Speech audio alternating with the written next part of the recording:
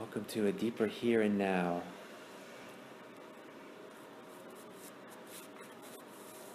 So, I'm excited, and I'm going to tell you why. Oh, there's a person laying. That's cool.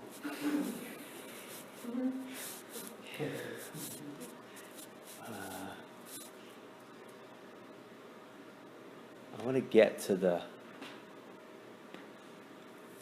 root today, to the root of it all, to the core of it all. That's exciting, right? To get to the core of it all. We've been doing this for how many years, on the planet. Those of us who come to these retreats, talking about so many different things. And now we get to the core of it all, finally.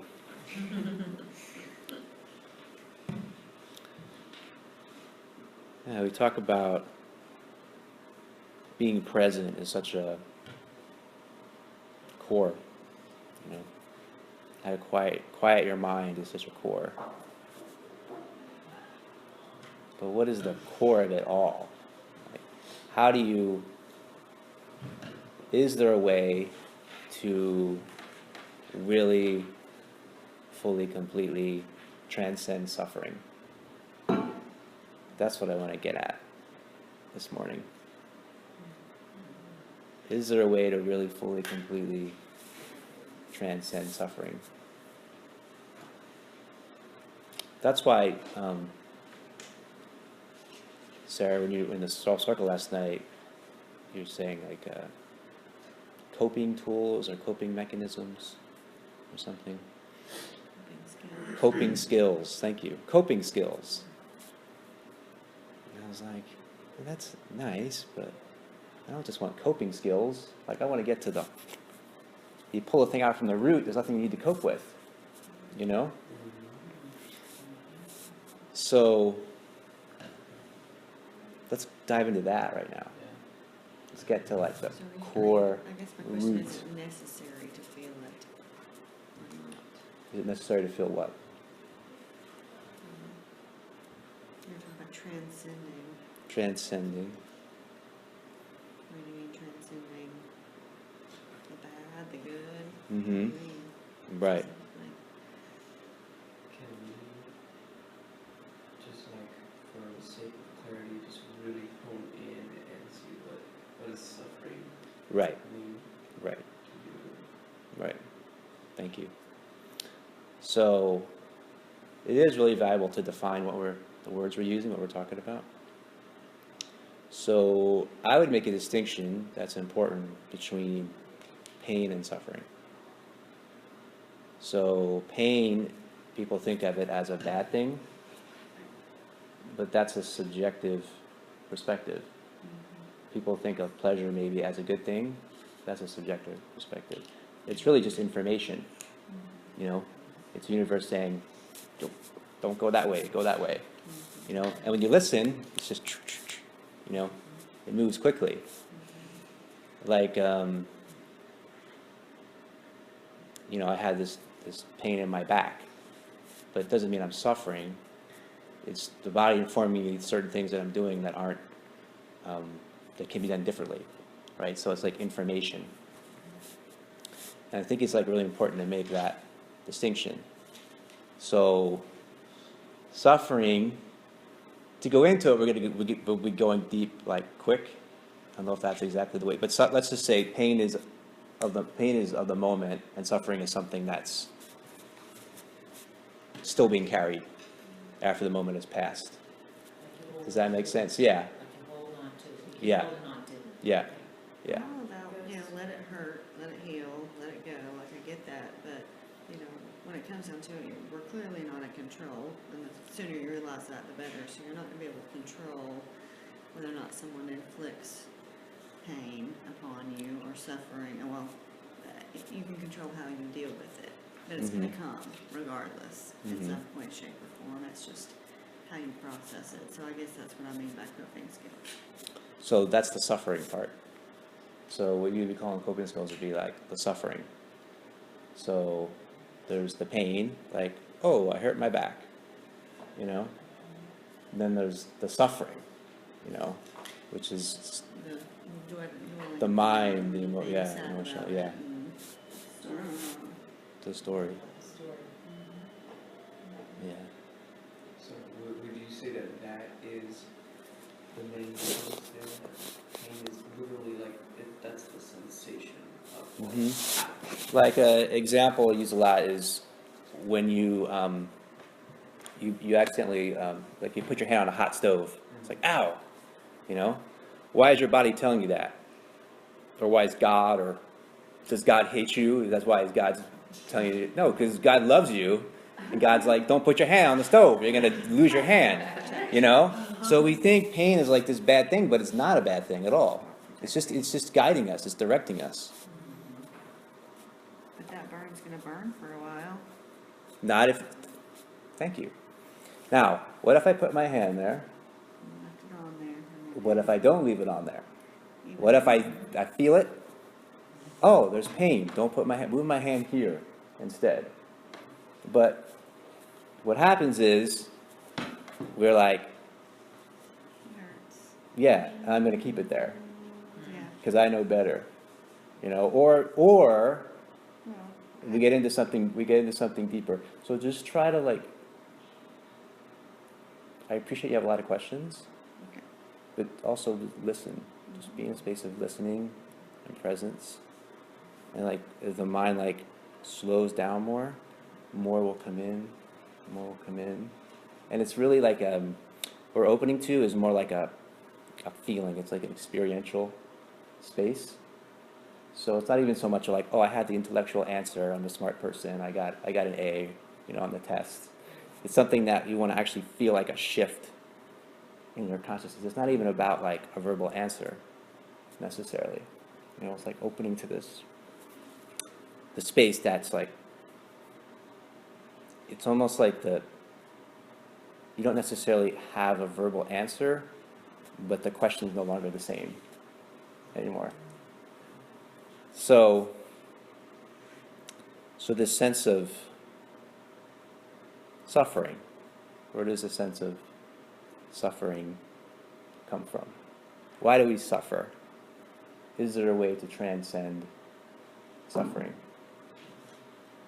And I feel like for us as a community, you know, this can be where we're anchored.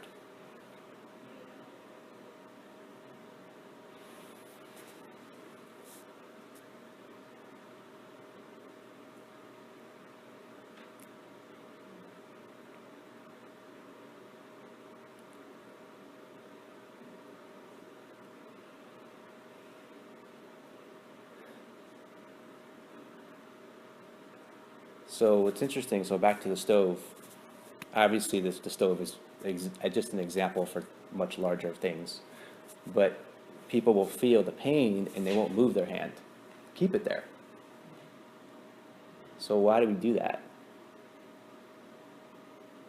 Like if you really look closely, you want to say something? I don't know.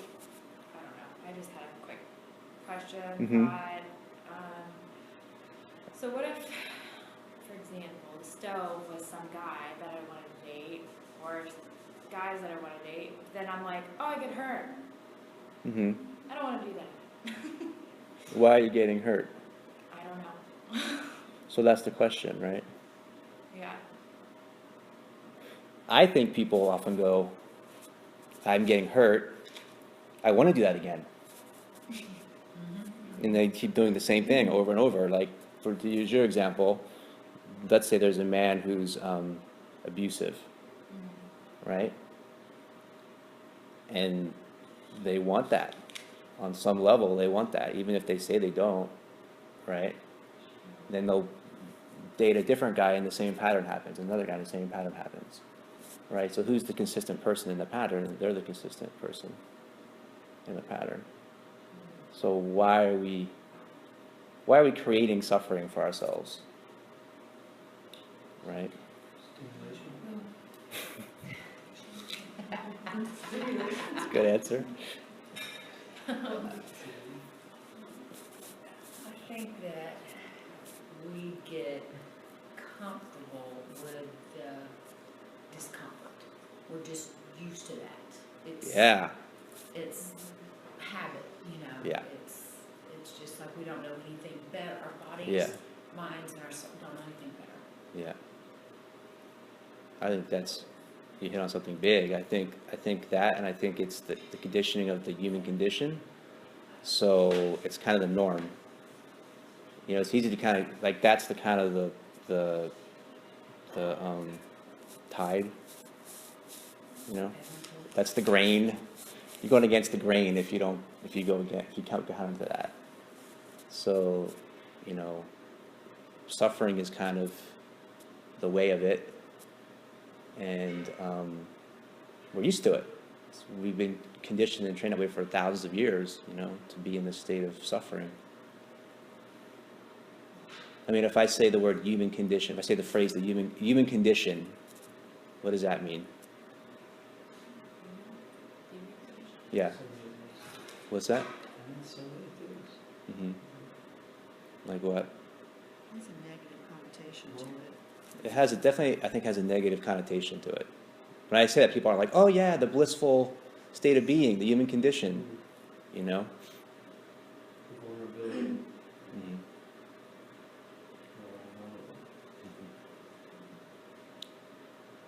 Student of resignation and skepticism is kind of the norm.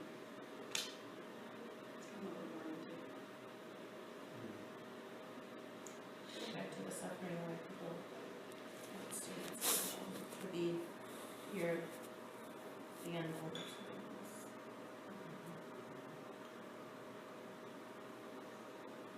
It's almost subconscious. You're not even, until you become aware of it. Right. Aware. You should continue the pattern of suffering. Right.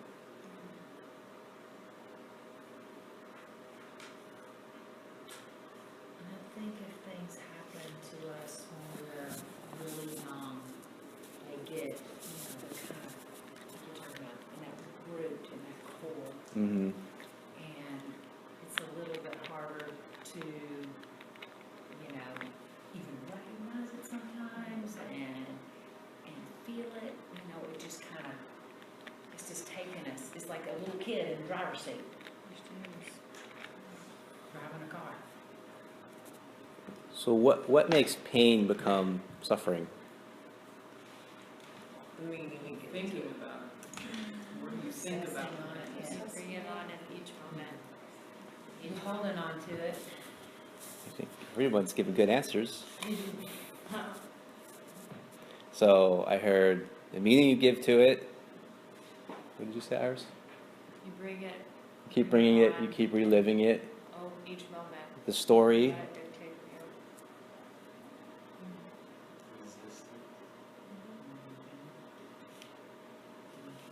Resistance.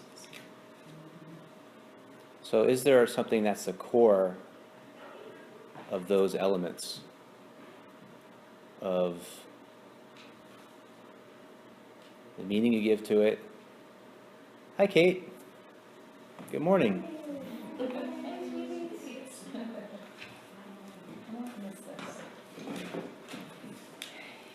The meaning you give to it,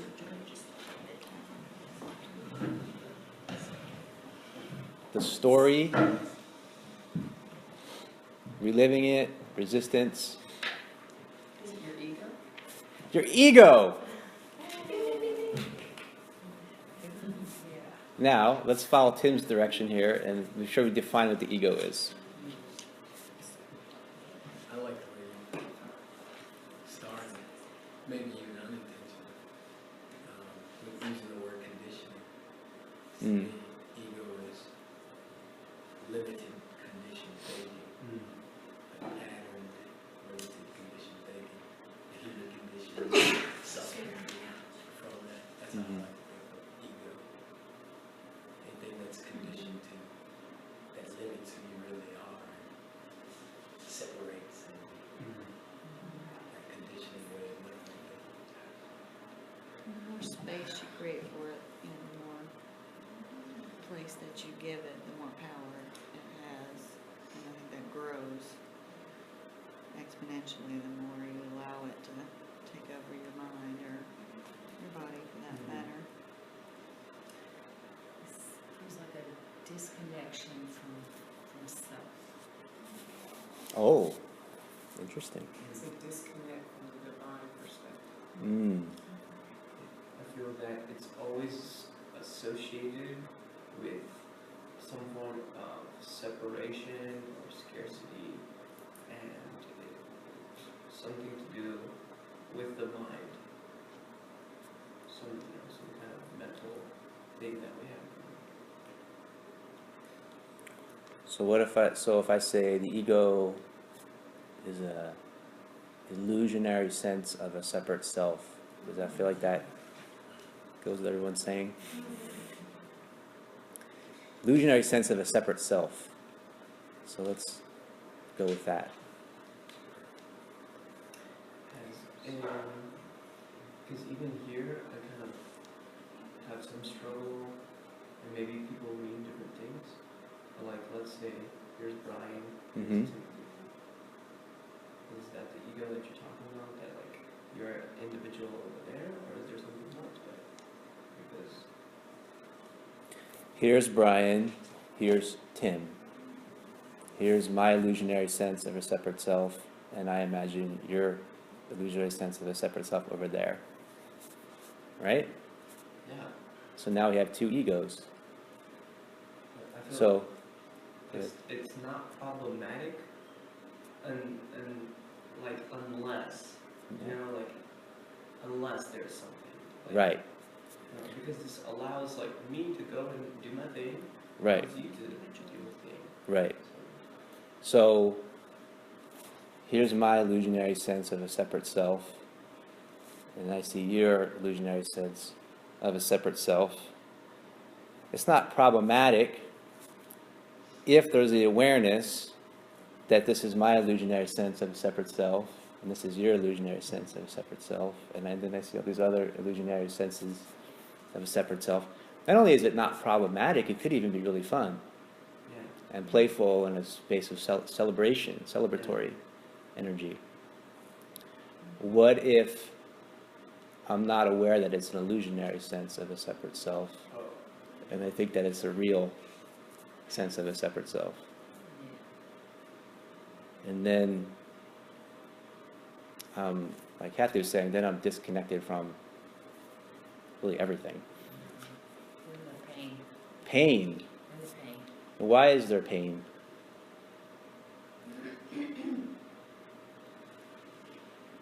Separating from our realizing our higher self, And why does that hurt? because we leave ourselves. It's not true. Because it's not true. That's why it hurts. It's not true. Because I'm telling you, like, what I see is like this universe loves us. And the universe is like, if you're not living in the truth, I'm trying to tell you. I'm trying to inform you that like you're out of alignment. You know? So it's only because it's not true. The universe is saying like, wake up. Wake up. And then the ego is like, screw off, I don't want to wake up. You know? So then it's like, taps you harder, like, wake up, you know? Is pain necessary for learning? Is pain necessary for learning? I don't know. If it's happening, right? Then it's necessary. Yeah. Pain motivates. It's a motivator. Yes, it is. I like the way you, But inspiration is a motivator too. I like the way you define pain too, because when we started off, I think you defined it as information. It's like Yeah, information. It's information, right? So you don't have to take it personally, which is awesome when you define it that way. Okay, so now Yeah, taking it personally. there's pain. And you, oh gosh, here we go. So, but this is a funny example, but let's say someone like punches me in the stomach. Okay, so there's pain, like, oh, I feel pain in my stomach and my abdomen. There's shooting pains in the moment. What does that mean about me? That this person, you know, someone came up and punched me, like I don't even know them. They came up and they're like, "Ooh," you know, they punched me in the stomach. What does that mean about me? Nothing. be Whatever you make it.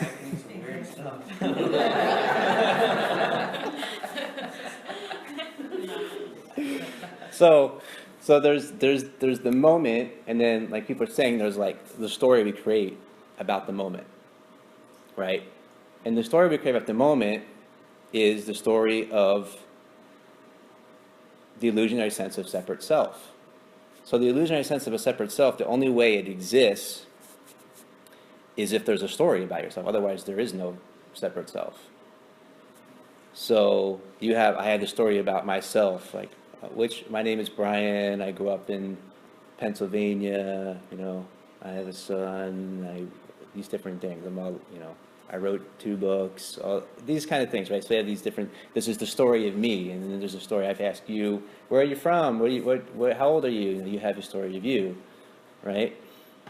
And then we have these additional stories of ourselves, like, I'm a bad person, or I did this really horrible thing when I was, 18 or something, or, I'm ugly, or I don't have enough money, or... That's how they punched you in the stomach. Yeah, and that's why he punched me in the stomach, for those reasons. Right, and I deserved it. In fact, I want it to happen again.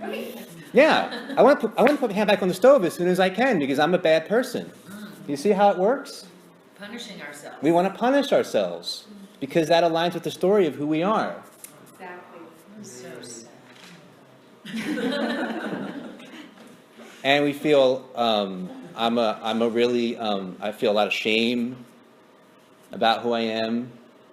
I feel shame because I have like sexual ideas sometimes. I feel a lot of shame about that. I feel guilty because whatever, all these different things that we have, we have all these things, and then we have this kind of, like, what amounts to basically like a self-loathing that comes into being, and that's how we think of ourselves.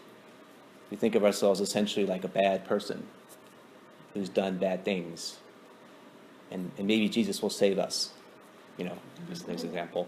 But people are looking for something.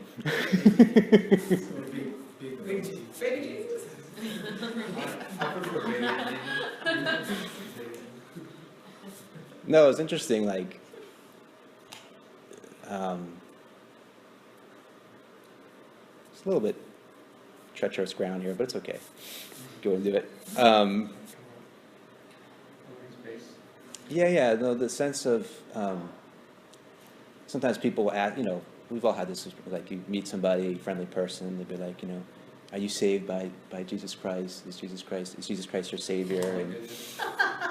And no, like, usually the person's like a friendly, like, good, loving person. I don't really understand the question. I don't really get what they're trying to say. And then it kind of hit me, like, honestly, like, really recently, it kind of sunk in, and I was like, oh, I forgot, I'm supposed to be a sinner. I'm supposed to think of myself as a sinner. That was the first part I missed. Like, if you think of yourself as a sinner, then you need some kind of salvation, and you're looking to, like, Jesus will save you. But what if you don't think of yourself as a sinner, right? Like, you're born with original sin. Like, that's horrible, like, just being born, you're already like a sinner, and you need to. But this is the conditioning that we grow up in. This is what we grow up in. So there's a sense of low self-esteem, low self-worth. Like I said, even maybe like a self-loathing.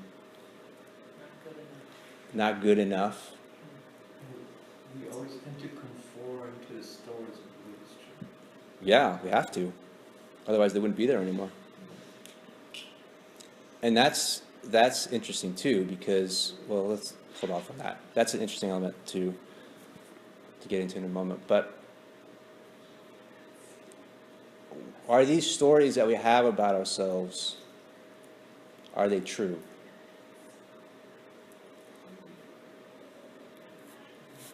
Unless you believe it.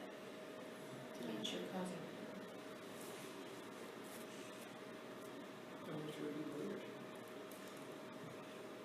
So, okay.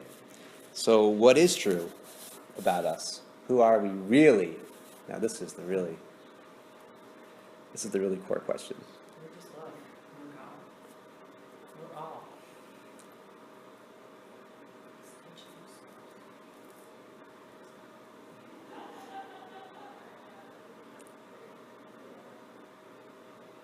What do you say, Liz?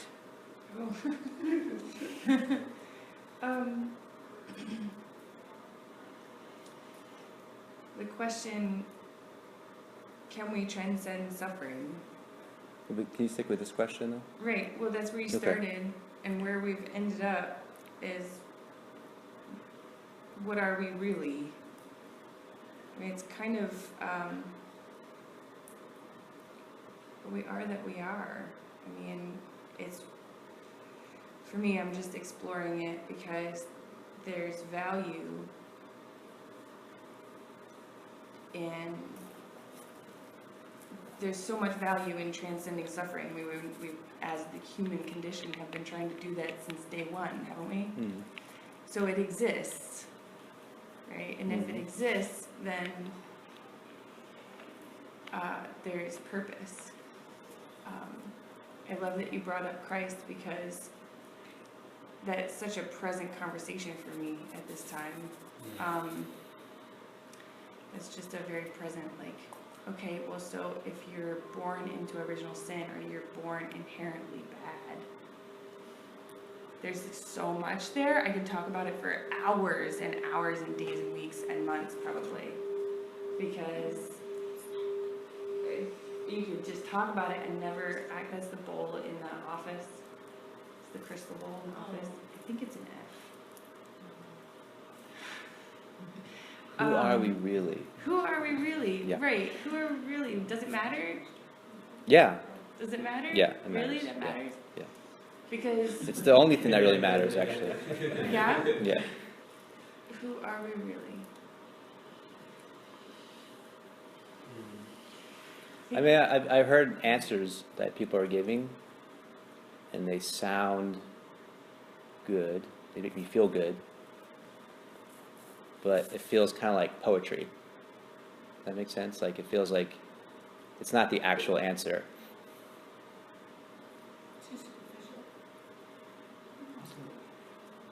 I think that like what we are is so mysterious that you can't actually nail it without poetry. Like what we are is poetic. Or you could say what we are is not poetic.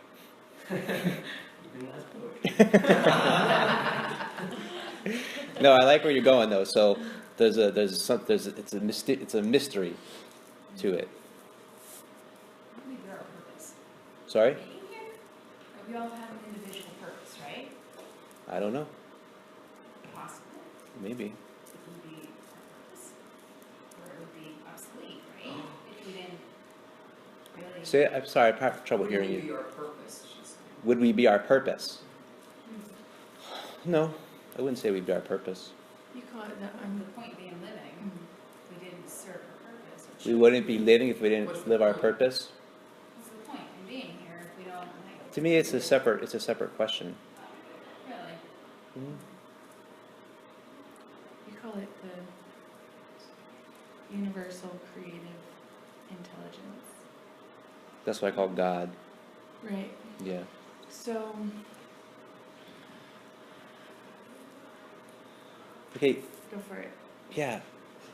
Not so much here. Like, really try to sorry, not a good word. No try. Just be in the space. Just be in the space of feeling into, really sincere, who am I? And just ask this question. And you are who you are. We are who we are.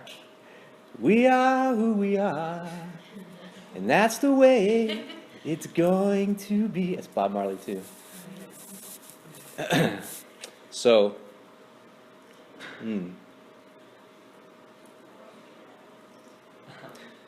Vibration. what are you getting, Tim? Tim's getting something. Something's coming through him. He's getting something. This is what I am. He's tuning into it. I am. There we go. I am. If you need to use words, then I'm going to be poetic. We don't need to use words. Okay. So what we are cannot be put into words.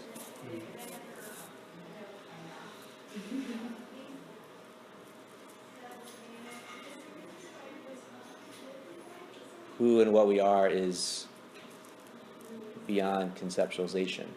Love. Perhaps is the closest. Eckhart Tolle says when you're ultimately unknowable.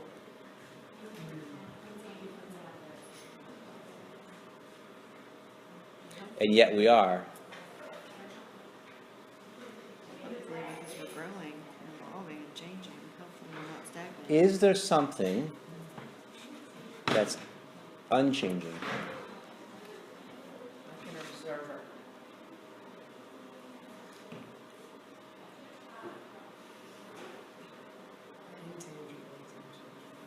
Intangible? Yeah. So is there something that's unchanging? So what is changing? Everything. Kathy says everything is changing. Is that true? Yes. Can you think of anything that's not changing? Only one thing. What is It's change. But even that is changing. The kind of change. The one constant is change. I said everything except for the intangible. The untangible. Yeah. Okay. So everything is changing except for the untangible, the intangible. What contains everything, unnecessary space.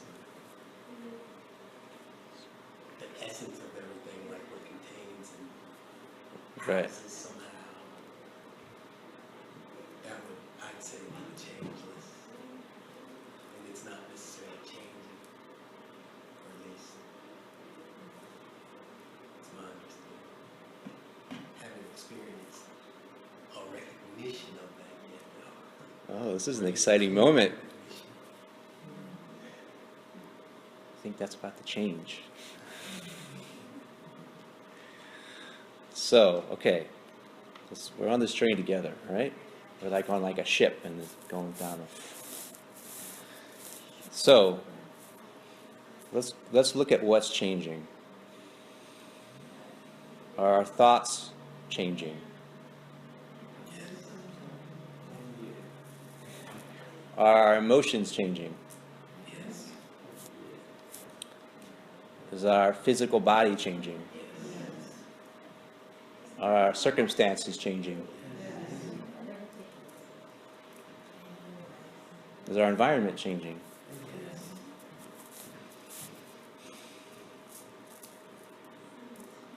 Are our experiences changing? And those are all experiences. Everything we just went through is an experience. You know, thought, emotion, physical, body, environment, etc. So we could say, everything that's an experience is changing. Everything that has a form is changing.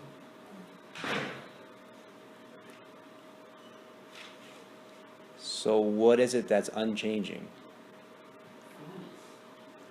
And what is God? God is the higher source, power, your understanding, maybe nature. Many names, It's not that love and light God has. Okay, so just pause a second. So we have to be careful at this point because this is where the words are a challenge, because anything that we utter, we're kind of like codifying it, we're conceptualizing it, which means that then it can change, right? Does that make sense? So God could be an answer, but what is God? Right? How do we define God? We're coming back to the intangible. Your understanding. So anything that's tangible is changing. Do you see that? Anything that is if it's tangible, if it has a form, is there anything that has a form that's permanent in the world? your soul. I don't know what that is.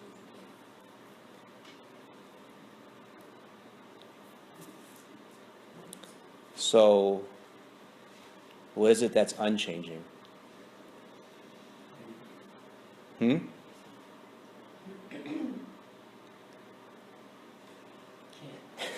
You can't. The essence. The essence. Yeah, I'll say yes. I think interpretive dancing might be the best route. So there's, the answer is actually really, really easy. There's no words, I agree with that. But there's nothing that's unchanging, right? I just gave you the answer. No thing. No thing is unchanging. So, but we go over that really quick and we're looking for something, but it's like, whoa, slow down, pay attention. This actually, this no thing space is actually where it's all at.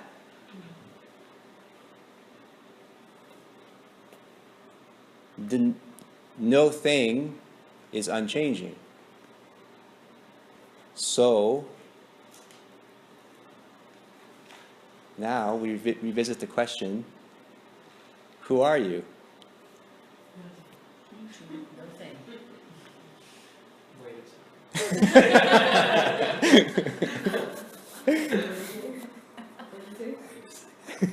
Now we're all about to get tripped up. Here comes the rabbit hole. Oh no.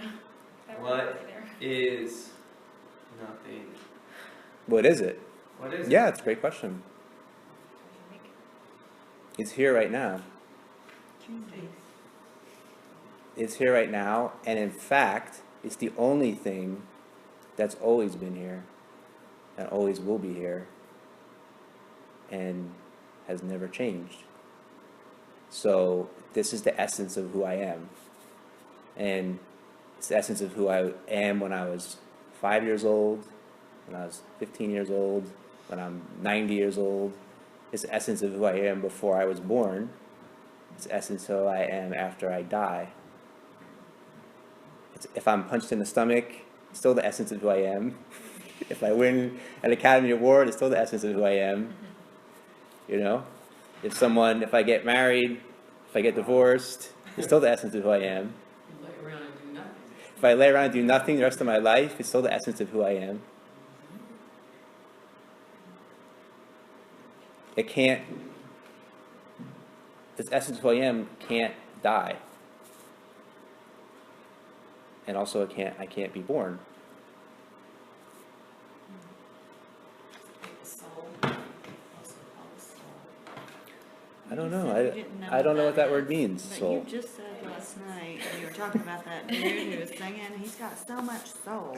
Oh, What does that mean? well, that means like,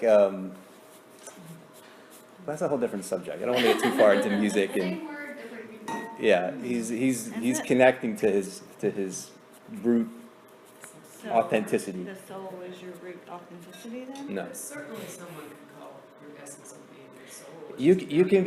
You can be a soulful singer and have no clue what we're talking about right now. Does that make sense? Right, John? What is that definition of that? About like that soulfulness, that it's really like when you're just accessing like that. Maybe when your essence is flowing, maybe it's like that process of your essence is flowing, and like your heart is. Your essence is always flowing, right? That's true. There may not be awareness. Does that make sense? So, yeah, I like what you're saying, but you may not be aware of awareness itself. Aware of awareness itself. So, aware of awareness itself means you're aware of the space awareness that has no content, that has no, nothing tangible. And that space can't be born and can't die. So when you realize this essence of who you are, I'm not against the word soul, I'm just saying I don't know how just like Tim was saying, how are you defining it? So if you want to call it the soul, that's fine, I just don't know how you're using the term. So when you have this awareness of this essence of who you are, then you're free. And you're free. And yeah, Be who you wanna be. free of suffering.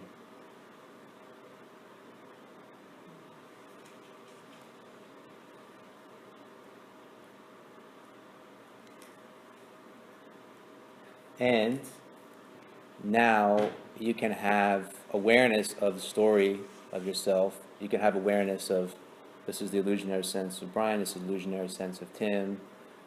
He's sitting over there, I'm sitting over here.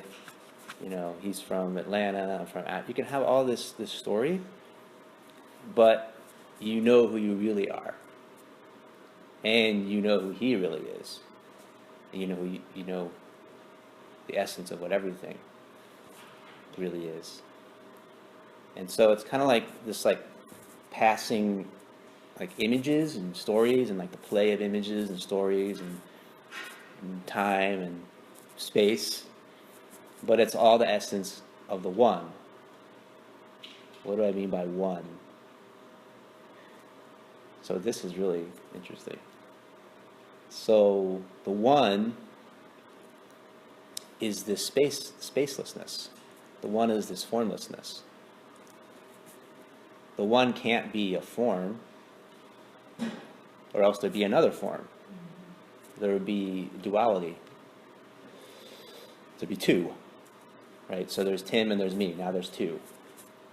But if we recognize that we are the essence of the formlessness, the spirit, the soul, the infinite, the divine, all these words are trying to point at something that can't be put into words, then we can have this deep sense of love without any sense of separation, because we're resting in the truth, you know.